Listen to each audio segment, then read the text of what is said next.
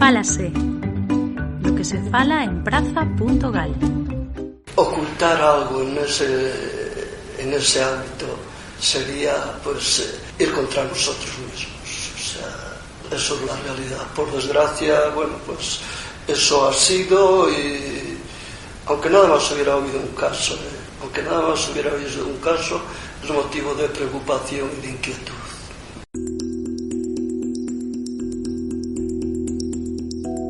Ola, quen fala no inicio deste terceiro episodio de Fálase, o podcast informativo de praza.gal, é o arcebispo de Santiago, Julián Barrio. En novembro de 2019 respondía así, durante unha entrevista con Praza, a unha pregunta sobre o xeito en que a arquidiocese compostelá abordaba as denuncias de abusos sexuais que xurdisen ou puidesen xurdir no seo da súa xurisdicción eclesiástica. Naquela entrevista con Praza, Julián Barrio tamén explicaba que en Santiago xa estaba a funcionar o Servizo de Atención ás Vítimas de Abusos, na liña do aprobado en 2010, 9 anos antes, pola Conferencia Episcopal, aínda que o activaran sen darlle publicidade, explicaba. Aquelas reflexións do arcebispo de Santiago sobre os casos de abusos, hai máis de 2 anos, ecoan nestes días e adquiren mesmo máis significado. Non porque Barrio cambiase de postura, de feito segue mantendo exactamente a mesma, mesmo con máis claridade, e así o escoitaremos neste programa. Teñen máis significado porque a súa apertura a que estes casos de abusos sexuais na igrexa sexan investigados, sen peros, contrasta con outras posturas no ámbito político, concretamente no ámbito do goberno galego, que por boca do seu presidente se opón á iniciativa estatal para investigar os abusos sexuais na Igrexa Católica. Di Alberto Núñez Feijóo que hai que investigalo todo, todos os abusos que poidan existir, e, polo tanto, non comparte a proposta do Goberno de España e das forzas que o apoian, do Partido Socialista, do Unidas Podemos e de máis formacións, para abrir unha investigación, unha comisión específica, xa sexa no Congreso dos Deputados ou a través do Defensor del Pueblo, e profundar nese órgano na cuestión dos abusos na Igrexa, máis alá das canles policiais ou das xudiciais e das denuncias que xa están en marcha. Eu son David Lombao, imos falar de vagar dun tema delicado, un tema controvertido, doloroso, que rexorde por iniciativa política, pero tamén porque continúan agromando denuncias dun pasado moi recente, por exemplo, nun centro educativo aquí en Galicia, en Santiago, pero tamén agroman testemuños, como publicado polo xornalista Gonzalo Cortizo en eldiario.es, ou investigacións xornalísticas moi sistemáticas, moi precisas, como a que ven realizando o diario El País dende hai tempo. É un tema do que estes días pensamos que hai que falar en praza.gal. Do que se fala en praza.gal.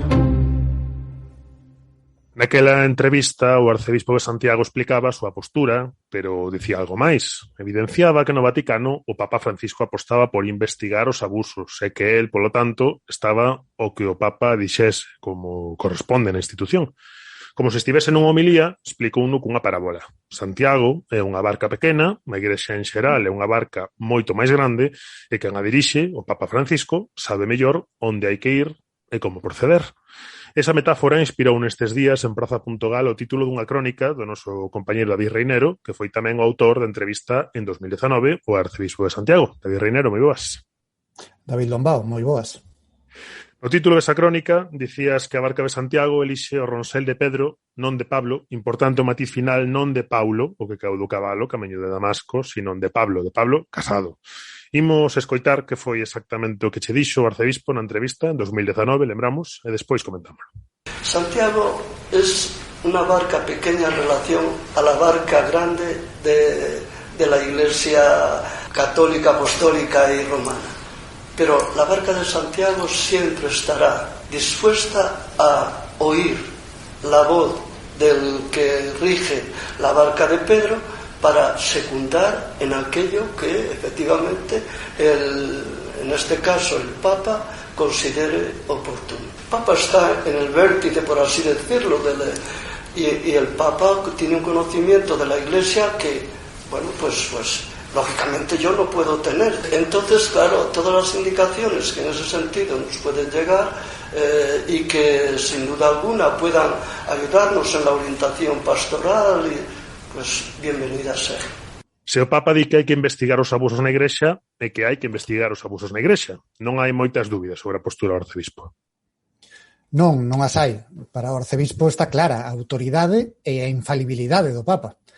Aquela entrevista mantivémola polos 25 anos que facía naquel momento Barrio a fronte da Arquidiócese de Santiago. E o propio arcebispo admitía que mudaran moitas cousas neste tempo, na Arquidiócese e na Igrexa en xeral. E o Papa actual é unha delas, ou cando menos, o seu posicionamento público sobre os abusos. Temos claro por onde vai esa barca de Santiago, por seguir a metáfora do arcebispo, e a barca de Pablo, que non de Paulo, vai por outro ronsel. Hai moitas mostras nas últimas semanas de cal é a postura ao respecto do presidente do Partido Popular. Por exemplo, esta, durante un mitin na recente campaña electoral de Castela e León. Por degenerar es que hasta contamina a la Iglesia en cuanto se reúne con ella, les echan la cara lo de las inmatriculaciones y ahora se niega a que se investigue por igual cualquier hecho escandaloso y terrible se cometa en la Iglesia, en la Generalitat Valenciana o en la Comunidad Autónoma de Baleares. Estas palabras de Casado son significativas en sí mesmas, pero tamén o son porque atopan reflexión no discurso que sobre este tema ven mantendo o presidente da Xunta, Alberto Núñez Feijóo. Ti, David, cobres habitualmente a información do presidente da presidencia da Xunta para Praza.gal e contabas tamén nesa crónica que non é habitual que Feijóo non defina unha postura de seu sobre un tema de actualidade, unha postura propia, aínda que sexa un matiz propio, unha definición de particular como presidente da Xunta e do PPDG. Non é habitual que se limite a poñer en escena a posición da dirección do PP, pero neste caso parece que o que está acontecendo. Sí, efectivamente. Feijóo sempre tenta distanciarse do resto de políticos, sexan do propio partido ou do resto. A súa estrategia de comunicación é buscar sempre unha frase, un argumento, algo que lle permita un espazo propio nos medios de comunicación. O titular de Feijóo, que poderíamos chamar. Un argumento, un titular que ademais adoita presentar como de sentido común, como que só o que el pensa é o sensato, fronte ao que din os demais. E iso neste caso non está a suceder. O seu argumentario é o mesmo que o de Pablo Casado, e que o resto do seu partido. Pero, como Paulo, o de Tarso, cando caeu do cabalo, tamén Feijóo nos ten acostumados a conversións, a mudar de postura negando que realmente estea a mudar. Así que tampouco podemos descartar que dentro dun tempo o presidente se presenta a sí mesmo como que máis defendeu a necesidade de investigar os abusos na Igrexa. Escoitábamos aí un momento a Casado e isto é o que dicía exactamente o presidente da Xunta hai poucos días, despois do Consello da Xunta do 9 de febreiro, cando lle volvían preguntar polas súas retesías, polas súas resistencias a respecto dunha investigación sobre os abusos sexuais a menores na Igrexa. Si alguén pensa que imos a mirar por outro lado cos abusos sexuais a menores, equivocarse. Absolutamente. Os actos son tan moralmente desprezables e é tan injusto o que lle pasou ou que lle pode pasar ás víctimas que ninguna persona con mínimo de sensibilidade poda mirar para outro lado. Por tanto, o meu plantexamento é a máis. Si temos que facer unha investigación, investiguemos todo. Entendo, pois, que os que deben de dar explicación son aqueles que non queren que se investigue todo. Investíguese todo e a todos. Todo e a todos. É significativo porque Feijóo fala de investigalo todo, pero non aclara que se refire con ese todo. Se cadra, o contexto que falta está precisamente nas palabras de Casado. Sí, o contexto das palabras de Casado é un pouco tamén o contexto das palabras de Feijóo. Se falta algo, se algo non é tan importante como sería o todo, é un relativismo que a min soame un pouco as críticas que se fan desde determinados estamentos, especialmente os relixiosos, ao relativismo da sociedade moderna actual. Dicía, por exemplo, un papa que se reuniu con Feijóo hai uns anos en Santiago, precisamente. O presidente da Xunta amósase tamén molesto por cinguir a investigación a unha súa institución relixiosa e non as demais confesións, que, como é sabido, tampouco que teñen tanta presencia en Galicia e no conxunto do Estado. Escoitamos tamén como mudou de idioma sobre a marcha para situar a mensaxe tamén en clave estatal para os medios de comunicación de fora de Galicia que adoitan seguir as súas comparecencias tras a reunión semanal do Goberno galego. E non fagamos unha causa xeral particular, porque senón o que estamos é simplemente dicíndolle e as víctimas dos abusos sexuais en institucións que non sexan as eclesiásticas non as vamos a investigar. Se pretende que o valedor do pobo o el defensor del pueblo solo investigue los abusos sexuales que se practican en una institución religiosa, católica, y en las demás instituciones religiosas se puede investigar también? Entiendo que sí. Por tanto, será todas las religiones en un Estado laico, todas, afecten a quien afecten, a su credo o no, las instituciones que gestionan menores, las instituciones que tienen la tutela y la custodia de los menores. Hagamos una investigación y una causa general contra los abusos, absolutamente. Nesa comparecencia ante a prensa, Feijóo tamén sinalaba que causaba sorpresa que a prensa lle preguntase varias veces sobre a cuestión da investigación dos abusos na Igrexa, porque di a súa opinión non cambia. É sempre a mesma, xa estamos vendo que non sempre sucede iso. Pero o certo é que parece que o presidente da Xunta e o seu partido en Galicia van ter que seguir abordando o tema porque os dous grupos da oposición parlamentaria, o BNG e o PSDG, xa anunciaron iniciativas ao respecto. O Parlamento vai ter que debater e vai ter que votar sobre a cuestión e sobre aspectos concretos como que a Valedora do Pobo investigue as denuncias que xa se formularon e outras que poida haber. Ana Pontón é a portavoz nacional do BNG, Luís Álvarez, o voceiro do PSDG no Parlamento. Sorprende, non? Que cando a propia Papa está reclamando que haxa unha comisión de investigación, aquí o presidente da Xunta se poña de perfil nese tema.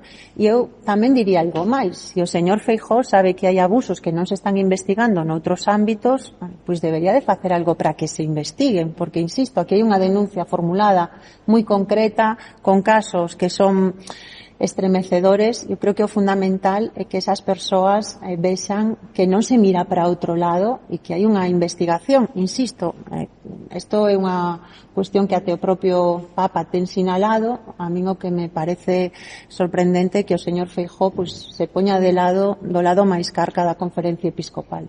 Señores do Partido Popular, señor presidente da Xunta de Galicia, ninguén está facendo unha causa xeral contra a Iglesia. E, polo tanto, pedimos con toda claridade e con toda contundencia unha rectificación pública da postura que se ten manifestado por parte do Partido Popular e, en concreto, do señor Núñez Feijóo sobre este asunto.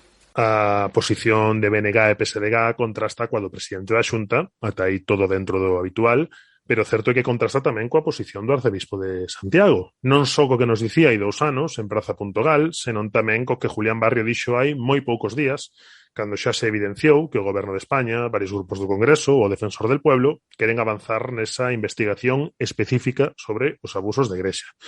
O máximo responsable da Igrexa Compostela di que esas pescudas serán ben recibidas. Tamén subliña a necesidade de pedir perdón ás vítimas, aínda que sexa unha soa.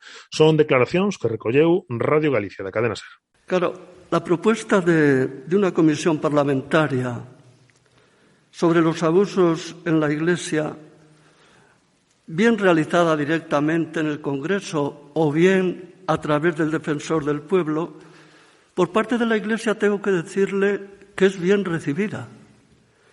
Es bien recibida en el marco de colaboración, de una colaboración leal entre la Iglesia y el Estado. Eso sí, respetando el ordenamiento jurídico y lo que tantas veces hemos dicho y hemos insistido, sin privilegios, pero sin discriminaciones. Aunque hubiera habido en la Iglesia un solo caso, ya sería suficiente para nosotros la necesidad de pedir perdón y, lógicamente, atender, en la medida de nuestras posibilidades, a esa víctima. Escoitámolo antes, pero ti, David, que estiveches co arcebispo preguntándolle polo tema, supoño que verás coherencia nesa posición, é prácticamente o mesmo que nos dicía hai 2 anos. Sí, é o que dicía, cunhas palabras ou con outras, porque iso sí, a Igrexa, os seus representantes, falan como falan, con metáforas, parábolas, así que naquela entrevista tamén preguntei a Julián Barrio se respondería igual as preguntas que se lle estaban formulando se en lugar de ser o arcebispo de Santiago fose o párroco dunha pequena vila, ou obispo dunha diocese sudamericana.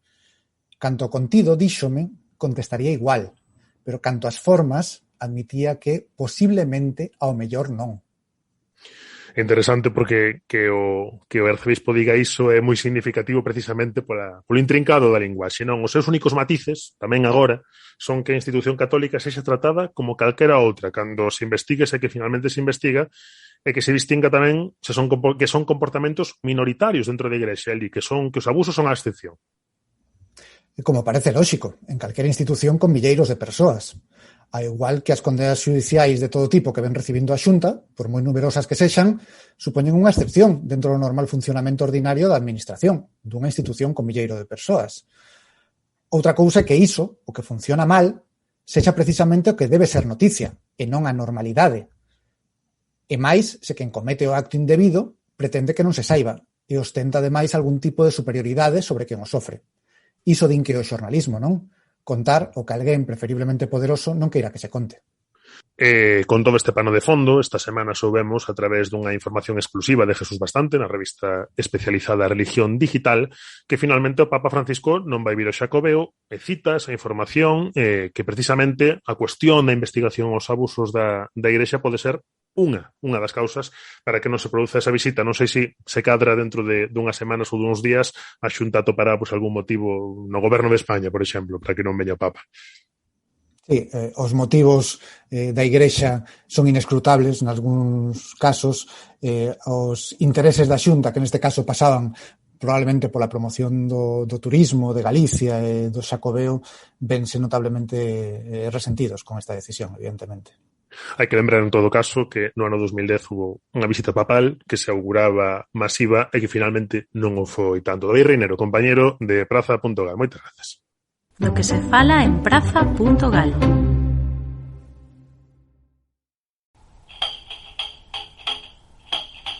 Neste terceiro episodio do Fálase cambiamos agora o ton porque queremos saber tamén de que se fala en 20.praza.gal e para iso saudamos a súa directora, María Llañez. Moi boas. Hola, moi boas. Isto que escoitamos de fondo é un ritmo de xota tocado cunha pandeireta e ten moito que ver cunha das pezas de 20 que máis circularon polas redes nestes últimos días porque se escoitamos ben a pandeireta cadra perfecto cunha frase: Ana come pan, Ana come pan. María, que é iso de Ana come pan? Pois é unha frase que nos últimos anos, polo menos, nos meus tempos de pandeireteira eu creo que ainda non, pero nos últimos anos toda persoa que aprendese, que se fose a un curso para aprender a tocar a pandeireta, é o primeiro que lle diga. Unha maneira de marcar o ritmo que xa está como integrada como lugar común na subcultura que está empezando a ser o tradi, que vai moito máis alá do musical e que xa é un fenómeno de masas, como sabemos, pero tamén un fenómeno das redes, capaz de xerar os seus propios memes en chistes e humor gráfico, como descubrimos con esta conta que se chama así, Ana Come Pan, é unha conta que está en Instagram, sobre todo, e que a verdade é que ten moitos memes relacionados co mundo tradicional, que seguramente a xente que non que nunca fose que nunca participase nun grupo, fose a clase de gaita, pandereta ou tamboril, seguramente non entenda, pero que a xente que tivese algo de contacto con ese mundo seguro que lle fan moita graza porque está moi ben, a verdade. Entón falamos en unha conta misteriosa, anónima, e conseguimos falar coa persoa que está detrás e contónos, pois iso, algúns segredos que están detrás desa conta. Ana Come Pan, podese ver no 20 na rede da semana pasada. Pois quen pase por ese 20 na rede sorprenderase, por exemplo, pois de algunha destacada política queixándose de que non lle risca pandeireta, de cousas moi interesantes que quen toque saberá perfectamente de que se fala. Ese foi o último 20 na rede, pero nestes días falouse de máis cousas. En 20 tivemos, por exemplo, novas entregas do Café Derbi con dúas entrevistadas de amplo espectro, digamos. Falamos de poesía, de xornalismo, de televisión. Sí, estivo Paula Cons a semana pasada, directora da longametraxe A Illa das Mentiras, pero tamén de actualidade este ano, porque dirixiu unha docuserie destas de True Crime sobre o caso de Marta del Castillo para Netflix. Nada como unha serie de Netflix que fale de crimes truculentos, que digamos unha das últimas modas da cultura popular global, para manter unha tertulia aí con Nico, Carme e Adrián, na que falaron diso de moitas máis cousas, porque Paula é unha voz moi con moito que dicir, xa con unha traxectoria interesante, con moito que dicir no audiovisual. Esta semana, pois, con Tamara Andrés, tamén poeta, traductora, creadora desta nova xeración de poetas que a verdade que non sei, creo que nos nacidos do ano 85 para aquí seguramente temos unha das mellores xeracións de poetas da historia probablemente, e xente tamén moi familiarizada cos medios de comunicación e que, bueno, que para calquera tertulia de tipo cultural medio friki como a nosa do Café Derby, pois é perfecta tamén. Seguimos en Fálase e en Praza.gal en xeral sendo moi fans do Café Derby, co cal en 20.praza.gal, tamén nas principais plataformas de podcast, aí están eses 2 episodios. E en 20 tamén se fala do que está por vir, a 20, entre outras cousas, unha cita interesante coa arte digital en Vigo. Sí, parece que en Vigo, no novo centro mastodonte que hai ali no Vialia de Vigo, pois están facendo certa programación cultural de interese, e esta é unha semana de arte digital que é un evento, unha especie de festival ou de mostra que empezou en Madrid, que é como itinerante en varias cidades do estado, e en Vigo recala xuntando a varias creadoras e creadores de moitos deles de Vigo ou de Galicia, que dos que facemos unha pequena recensión aí en 20 para seguirlles un pouco a pista a estas novas creadoras e creadores. Hai algún xa coñecido da casa, como pode ser Sergio Marei, de Cas Marei, que fixéramos unha reportaxe a comenzos do ano pasado, un diseñador e axitador cultural de Lugo, diseñador de moda tamén, pero tamén son creadores como Alejandro Vázquez Tomé ou Álvaro Chiorque da Coruña, xente que está expoñendo en centros de arte contemporánea de toda Europa, que aquí aínda non son moi coñecidos, e dos que queremos aproveitar un pouco a excusa deste evento en Vigo para poñernos na pista de xente como estes nomes, con algúns tamén xa consolidados como de Marta Verde, creadora digital e audiovisual que, por exemplo, volvendo ao gran tema, tamén a coñecimos últimamente por ser a que fixo os visuais da actuación de Tanxugueiras no Benidorm Fest. Non queremos escapar tampouco do Benidorm Fest, pero a verdade é que atopámolo, non damos unha volta e volvemos a Tanxugueiras e volvemos ao Benidorm Fest, que non sobra, non nos sobra, pero é significativo, e falamos de música tamén, non? En 20, nas últimas semanas, e tamén está por vir algo novo de música. Pois sí, este venres sacamos unha entrevista con Garza, que un músico que se chama Adrián Charlín, que xa sacou varios singles e varios traballos autoeditados, e agora saca coa súa etiqueta, co seu nome Garza, o seu primeiro LP, e eu creo que forma parte destes artistas que están renovando a electrónica en Galicia, entroncando tamén coa lingua, coa tradición, pero cun enfoque moi vanguardista, como poden ser Korolev ou Cernada, dos que xa falamos en 20. Pois Garza agora en abril sacará o seu novo traballo discográfico, e tamén sai unha entrevista de Marcos Gendre con el, e hai uns días falamos de Alarido, que é a nova, o renacemento de Alarido Mongólico, unha banda que tivera, que fixera bastantes cousas hai 5 ou 6 anos, e agora volve con unha mestura aí de pop electrónico aí surrealista, con humor bastante punk, pero moi interesante tamén. Podes ver en 20 estas conversas con estes artistas, e máis que virán, porque a verdade é que febreiro e marzo están a ser, está vendo xa un pouco de atuamento de estreas e lanzamentos musicais. Veñen unhas semanas cargadas de novidades na música galega. Estará o radar de 20 aí atento á música e tamén ás redes, porque ven aí o día de Rosalía, que xa non é o 24 de febreiro, que agora é o 23F, mira por onde imos dar un significado completamente diferente. O 23F é un día que foi medrando nos últimos anos, primeiro nas escolas, logo nos concellos, nas concellerías de cultura, nas asociacións culturais, estourou, e agora tamén en internet, non? E 20 estaredes atentas a todo o que se faga en torno a ese día de Rosalía, que se viviu en internet nos últimos anos tamén polo confinamento, pero que se sigue vivindo en internet. Sí, son estas escolmas, son recompilacións destes movimentos que se dan na rede galega de vez en cando, pois que dos que todo o mundo participa, de maneira máis ou menos espontánea ou máis ou menos organizada, con proxectos moi diversos.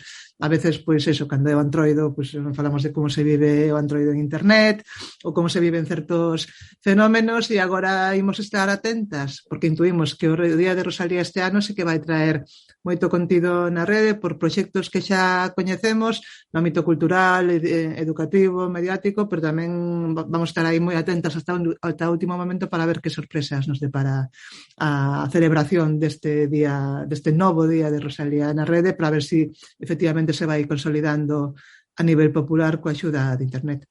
Que parece que foi onte, cando xurdiron as primeiras imaxes pop de Rosalía, non? Que era unha cousa así como, bueno, primeiro unha camisola, despois uns deseños así máis ou menos minoritarios, e agora xa estamos atentos a ver todo o que ven, non? E de onde ven e a onde pode chegar. Lembramos agora o 23 de febreiro, non? O 24. Pero antes do 23, é día 20, ese día 20 hai newsletter de 20. Pois sí, todas as socias e socios de 20 saben que o día 20 de cada mes, ás 20 horas, máis ou menos, chega a newsletter de 20, que, bueno, que facemos unha compilación do mellor que se publicou no último mes e chegamos un pequeno editorial comentando, pois, bueno, asuntos do momento cun tono así máis cómplice pensado para as socias e socios. Desta vez, eu creo que achegarémonos a un libro que creo que vai ser un acontecemento cultural de primeira orde, porque que o libro Estampas dun mundo elegante que fixo Nico Campos recopilando, bueno, un pouco para lembrar a figura do seu pai, o humorista Chichi Campos, que finou xa hai máis de 30 anos, e que xuntou unha pila de sinaturas interesantes da nosa xeración que coñecemos ben. Entre outras, a dos dous aquí presentes, ímolo decir todos.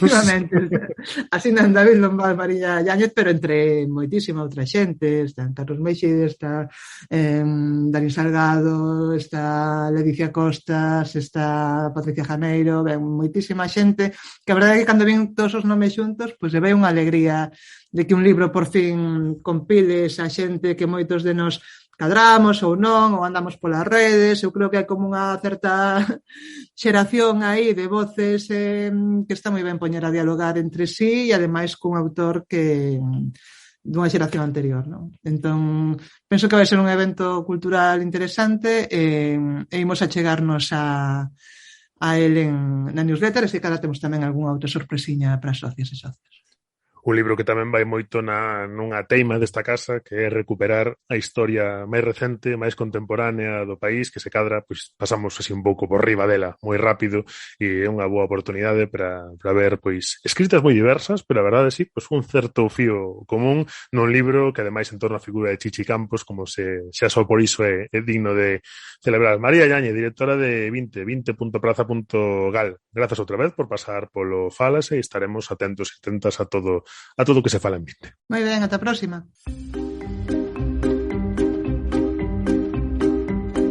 Para recibir esa newsletter de 20 co que falábamos con María Yáñez, só hai que ser socia ou socio de 20 en 20.praza.gal/faite de 20. Se aínda non é socio ou socio de Praza, tamén pode selo moi doadamente, pasando por praza.gal/faite de Praza, praza.gal/faite de Praza. Tamén pode ser, por suposto, socio ou socia de Praza e de 20 e de Praza. Se te interesou este terceiro episodio de Fálase, convidámoste a que escoites o seguinte.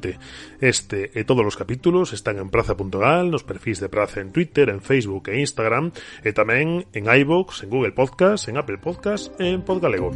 Ata o vindeiro.